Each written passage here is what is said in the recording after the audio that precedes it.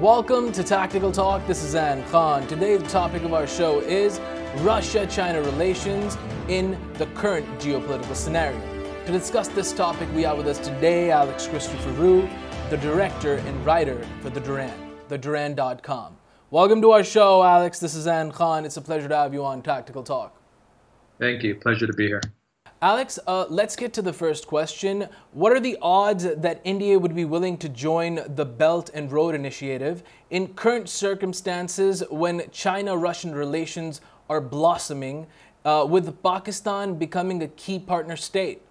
There's definitely some tension, especially in regards to India's role in the One Belt, One Road Initiative, which is spearheaded by China. China's recently been making a lot of deals with Pakistan, big deals, lucrative deals, and deals that will help bring the One Belt, One Road initiative closer to completion. Saying that, there's also been Chinese and Indian tensions along a crossway in Bhutan, which is a bottleneck crossway that connects all three countries and is really a choking point for all three nations as far as who controls that specific intersection. Saying that, I think that India doesn't have a choice but to jump onto the One Belt, One Road initiative because it is the only game in town. It's the only viable game in town. It's the one game in town that is going to happen with or without India, and 1.4 billion Indians cannot just stand by and see what is going to be the largest, most lucrative trade route pass them by.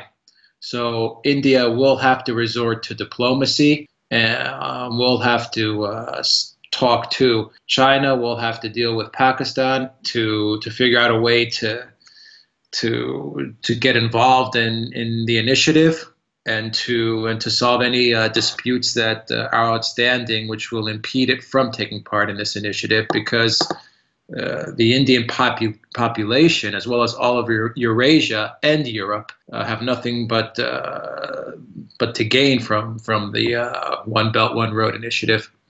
Alex, would the prevailing situation on India-China border have any negative impact on regional economic activities, especially when Russia is already making inroads to Central Asian republics and South Asia? Yes, it will have a tremendous negative impact if the tensions escalate in the Doklam choke point. But they're not, and they can't. Recently at the G20 in Hamburg, Modi and Xi Jinping stated as much, that they have to find a diplomatic solution to whatever disagreements they have. This is a situation that will have to get solved diplomatically. Maybe both countries will have to simultaneously remove their true presence from that choke point in that intersection between Bhutan, India, and China.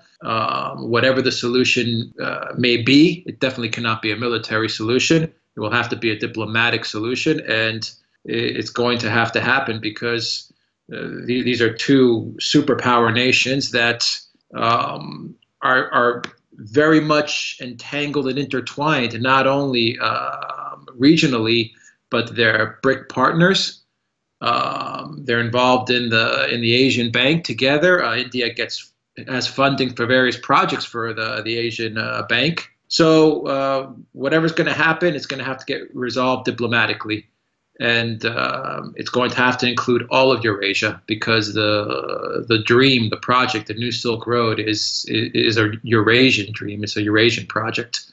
And so the countries are going to have to learn to work together. And they have worked together, and they are working together in a lot of different organizations, most notably the BRICS. What about the U.S.? Would its role eventually diminish in Asian geopolitics and politics? Well, I think the U.S. is the most interesting component to what's happening in Asia and Eurasia. Obviously, the One Belt, One Road initiative is something that the U.S. Does not want to happen.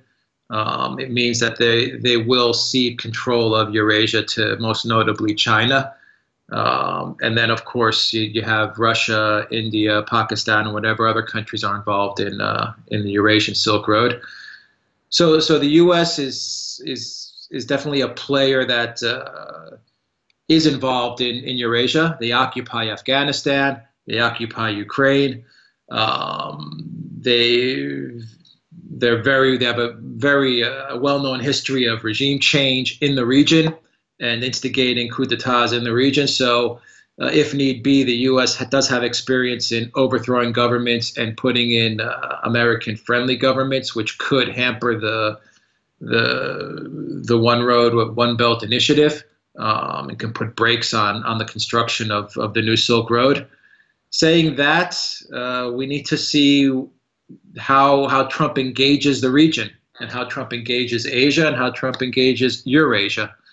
I don't think the Trump administration has given a clear policy towards Eurasia, and its policy towards China so far has been very mixed.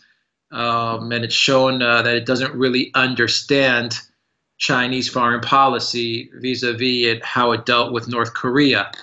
Now, how China views Eurasia is something that the U.S. has to understand better to see how they're going to get involved in the new Silk Road, if there even is a place for American involvement in the Eurasian continent.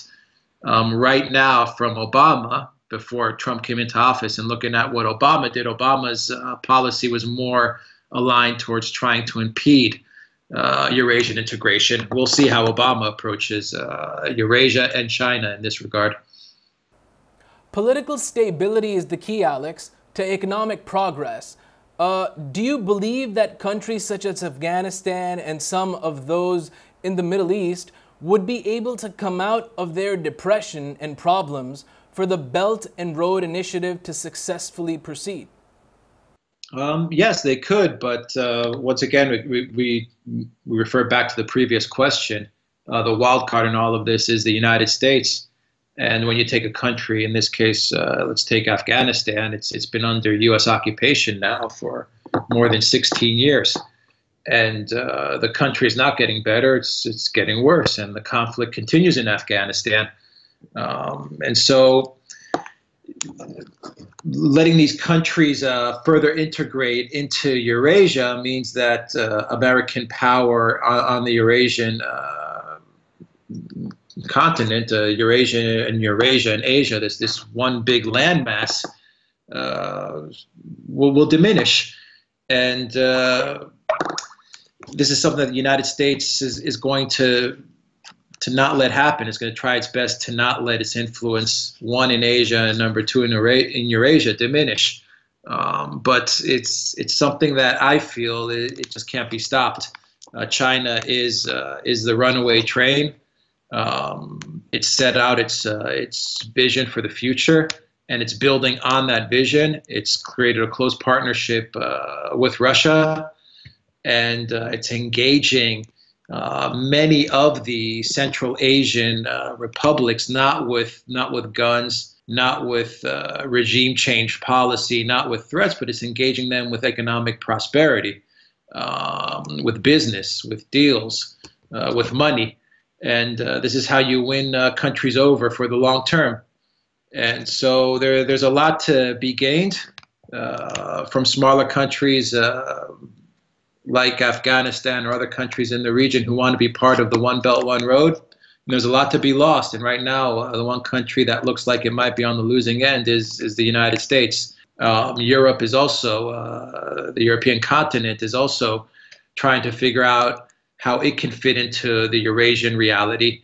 And once again, if Europe moves more towards Eurasia, it's going to definitely, it means it's moving away from American influence. So there's a lot at stake here, and there's a lot that's not being reported in the Eurasian Silk Road initiative that China is spearheading. Thank you so much, Alex Christoforou, for being on Tactical Talk. It's always a pleasure having you. Thank you. Pleasure to be here. This was Alex Christoforou, the writer and director for The Duran, theduran.com. We were discussing Russia-China relations in current geopolitical scenario. Until the next episode of Tactical Talk, this is Zain. Take care and good night.